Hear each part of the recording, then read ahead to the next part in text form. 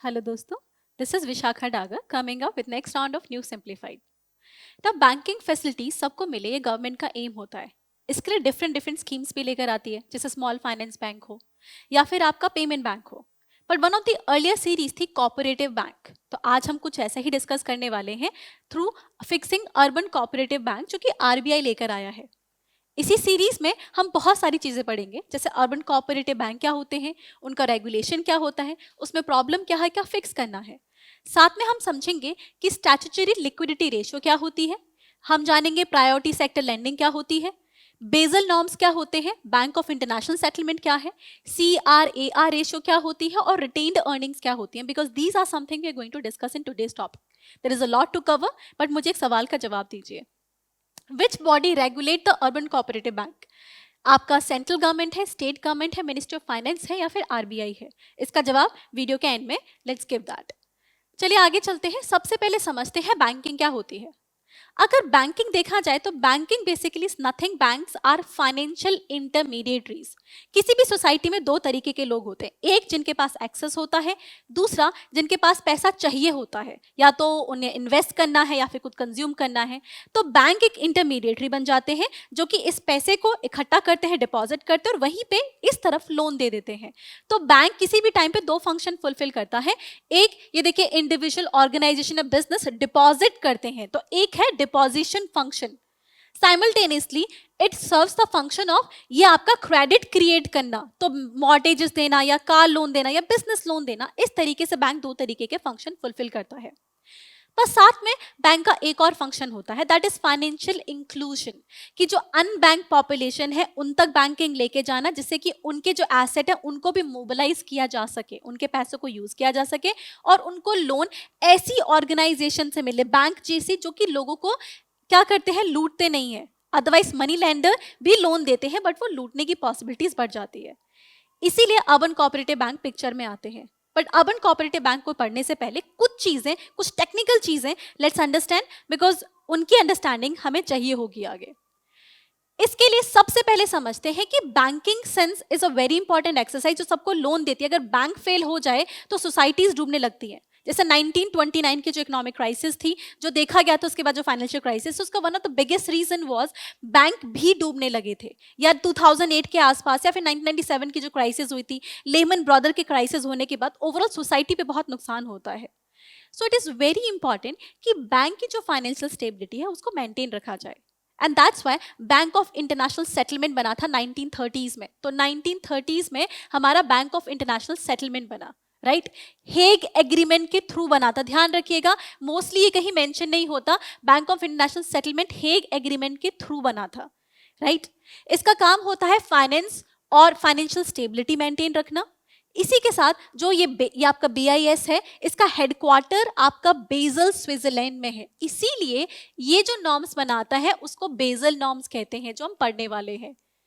BIS जो norm बनाता है उसको बेजल नॉर्म्स कहते हैं, क्योंकि इसका हेडक्वार्टर स्विट्जरलैंड में है. इसके और भी प्रोसीजरल ऑफिसेस हैं, जैसे हांगकांग में है ऑपरेशनल, फिर आपका मैक्सिको में है. ओवरऑल इसमें 60 सेंट्रल बैंक है और वही इसको ओन करते हैं. ये सारे के सारे जो बैंक होते हैं, जिसमें आपका बैंक ऑफ ग्रीस, कनाडा, इस तरीके से ऑलमोस्ट 60 बैंक्स इसके अंदर आते हैं ऑलमोस्ट. ठीक है. So this was about BIS.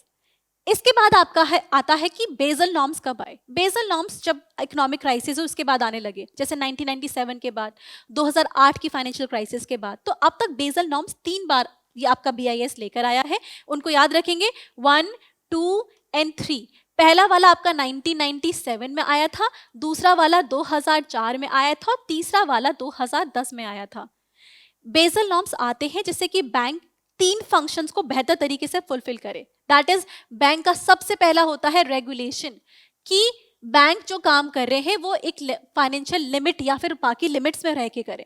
साथ में सुपरविजन, कि इट्स वेरी इंपॉर्टेंट, अगर बैंक का सुपरविजन ना दिया जाए तो वो केयरफुली लैंडिंग करेंगे. बूम पीरियड में एक्सेस लैंडिंग करेंगे, या फिर अगर स्लो डाउन है तो लैंड नहीं करेंगे, जो कि जरूरत है लैंड करना. साथ में फाइनेंशियली वो कितने स्टेबल है सबको पता होना चाहिए. जैसे लेमन ब्रदर ने काफी ज्यादा कॉन्स्पिरेसी की थी. तो रेगुलेशन इंपॉर्टेंट है, सुपरविजन इंपॉर्टेंट है, साथ में रिस्क मैनेजमेंट.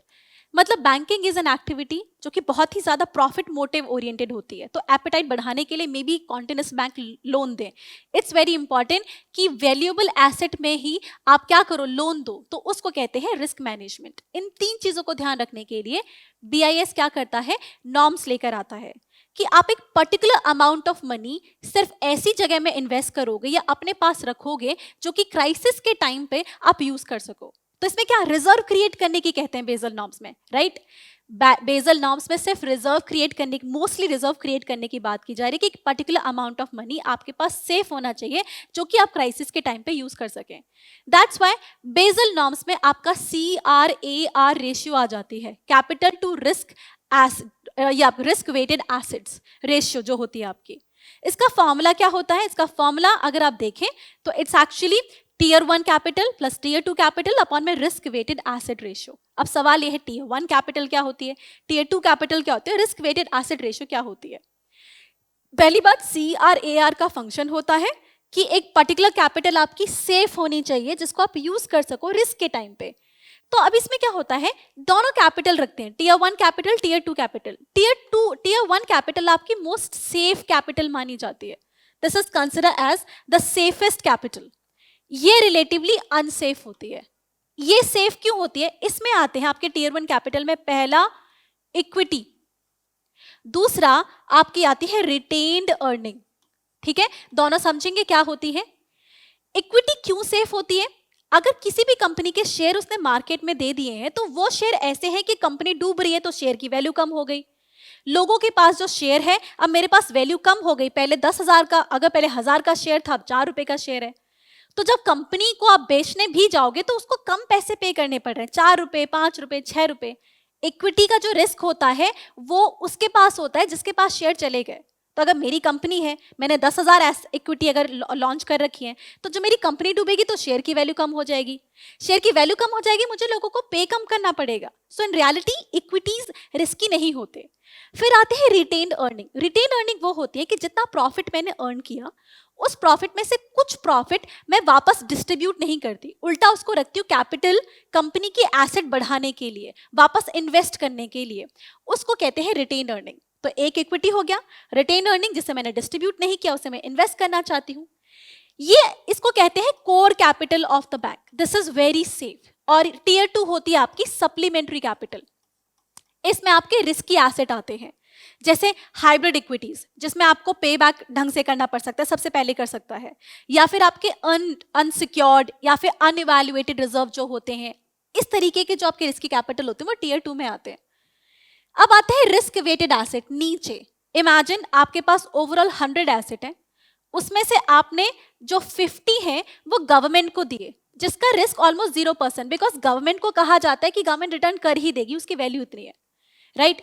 दूसरा आपने 20 ऐसे कॉपरेटिव्स को दिए जो कि पॉसिबिलिटी है कि लॉस मेकिंग हो, तो इसमें जो लॉस है मे बी आप डाल दो कि 50% लॉस है, ठीक है। फिर आपने बाकी 30 रुपीज ऐसे इंसान को दिए जिसमें 30% लॉस है, राइट। तो जब आप प्रॉपर असेसमेंट करोगे तो आप क्या लिखोगे, 50 इंटू 0 क्योंकि इसका रिस्क 0 है, फिर 20% कैपिटल ऐसे लोगों को दी जिसमें 30% रिस्क है, राइट। और साथ में आपने जो नेक्स्ट 3% ऐसे लोगों को दी जिसमें 30% रिस्क है, ठीक है। तो ओवरऑल आपका 90 और ये आपका हो गया ये 60, ठीक है, 150। तो नीचे आप लिखोगे 150। तो रिस्क वेटेड एसेट ऐसे लिखते हैं। आई होप इसके बाद आपको CRAR क्लियर हो गया हो। दिस इज CRAR कि आपकी कैपिटल जो कि आपकी रिलेटिवली सेफ होती है उसको ऊपर लेके आपके रिस्क वेटेड एसेट के साथ रेशियो निकाल देते हैं। इसको बेसल नॉर्म्स में बोला गया था जो कि 3 आए थे, 1, 2, 3, कि बेसल नॉर्म में जो 1 आपका 8% रखने को बोला गया था, 2 में 8%, 3 में आपका 9 से 12 के आसपास वेरी कर जाता है, बढ़ जाते हैं, राइट। इसी के साथ लेकिन जो बेसल 3 है वो और सिग्निफिकेंट हो जाते हैं बिकॉज बेसल 3 में 2 चीजें इंट्रोड्यूस की गई थी, capital conservation buffer and counter cyclical buffer, ठीक है। एक कैपिटल कंजर्वेशन है और एक काउंटर साइक्लिकल है। दोनों में फर्क सिर्फ इतना है, देखा जाए दोनों की डेफिनेशन सेम है कि जब आप अच्छा अर्न कर रहे हो तो पैसे बचाओ जिससे कि बुरे वक्त में यूज कर सको। दिस इज बेसिकली दोनों का फंडा, अच्छे समय में बचाओ जिससे कि बुरे टर्म में यूज कर सको। एग्जैक्टली इसको कहते हैं कैपिटल कंजर्वेशन बफर। बेजल 3 में इसको 2.5% रखने को कहा गया था कि वेन एवर बूम पीरियड होगा आप 2.5% का ये रखोगे जिससे कि बुरे टाइम में यूज कर सको। इसमें भी यही करते हैं capital conserve counter capital buffer में। काउंटर कैपिटल बफर में भी अच्छे टाइम में आप स्टोर करते हो, लेकिन दो डिफरेंस। सबसे पहले ये फ्लेक्सिबल है, 0 से 2.5% तक आप रख सकते हो, आप फिक्स है 2.5, ये 0 to 2.5%। और इसका ऑब्जेक्टिव ये है कि एक्सेस क्रेडिट मत क्रिएट करो अगर बूम पीरियड चल रहा है, बिकॉज उसको बाद में वापस लाना है। बिकॉज एक्सेस क्रेडिट आप क्रिएट कर रहे हो, बहुत सारी इंडस्ट्री खुल जाएंगी, आप देते रहोगे, पर बहुत सारी इंडस्ट्री फेल भी हो जाती है। Because boom period is reflection कि सब कमा रहे हैं, but that does not mean कि बुरे पीरियड में भी सब कमा रहे होंगे। तो एक्सेस क्रेडिट पे रोक लगाने के लिए इसको लाया जाता है। Now this is understanding overall कि आपका ये सारे नॉर्म्स क्या होते हैं। चलिए अब आगे बढ़ते हैं, आगे समझते हैं कोऑपरेटिव बैंक्स। ना cooperatives bank by definition cooperative banks कुछ नहीं होते। कोऑपरेटिव बैंक्स में क्या होता है कि जितने लोग आपके लोन दे रहे हैं वो साथ में आके अपने पैसे को पूल करते हैं और एक दूसरे को लोन देके बिजनेस बढ़ाते हैं। तो इसका जो प्रिंसिपल होता है वो कॉपरेशन डेमोक्रेसी, कि सब कॉपरेट करेंगे और डिसीजन भी सारे कलेक्टिवली लेंगे बिकॉज सब ओनर है। That's why definition is they are owned and operated by customer. जो उससे पैसा ले रहे हैं वही उसको ओन करते हैं, वही उसको ऑपरेट करते हैं। ये दो तरीके के ये आपके होते हैं एग्रीकल्चर रूरल, इनकी क्लासिफिकेशन होंगी आपकी rural and urban cooperative. Rural cooperative further आपकी शॉर्ट टर्म या लॉन्ग टर्म, छोटे टाइम के लिए पैसा दोगे तो शॉर्ट टर्म और बड़े टाइम के लिए दोगे तो लॉन्ग टर्म। अर्बन में आपके हो जाते हैं फर्दर, ये आपके हो सकते हैं आपके मतलब सिंगल स्टेट हो सकते हैं, मल्टी स्टेट हो सकते हैं। इसी के हिसाब से रेगुलेशन बदल जाती है। तो रेगुलेशन में हम पढ़ेंगे तो पहले डुअल रेगुलेशन हुआ करती थी। आज जो ओवरऑल कोऑपरेटिव बैंक का रेगुलेशन दो कैटेगरीज में हो जाता है। आपके सबसे पहले आते हैं फाइनेंशियल रेगुलेशन और दूसरा होता है ऑडिट और गवर्नेंस का रेगुलेशन। ठीक है, तो पहले ऑडिट और गवर्नेंस का रेगुलेशन आपका स्टेट और सेंटर किया करते थे।